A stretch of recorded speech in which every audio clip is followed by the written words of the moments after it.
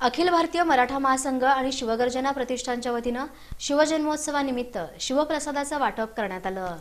अखिल भारतीय मराठा महासंघ आणि सिंहगर्जना प्रतिष्ठान यांच्या वतीनं शिवजन्मोत्सव सोहळ्याचं औचित्य साधून शिवप्रसादाचं वाटप करण्यात आलं। हे शिवप्रसाद वाटप शिवजन्मोत्सव मध्यवर्ती महामंडळाचे ट्रस्टी अध्यक्ष पद्माकर काळे, काँग्रेसचे शहर अध्यक्ष चेतन नरोटे, दास शेळके, श्रीकांत घाडगे, विनोद भोसले यांच्या हस्ते करण्यात आलं। हा कार्यक्रम छत्रपती शिवाजी महाराज चौक, लक्ष्मी LHP पंपासमोर आयोजित करण्यात आला होता। या कार्यक्रमाला शांकेत तंबाके, राहुल तंबाके, अतुल लोंढे यांचं विशेष सहकार्य लाभलं।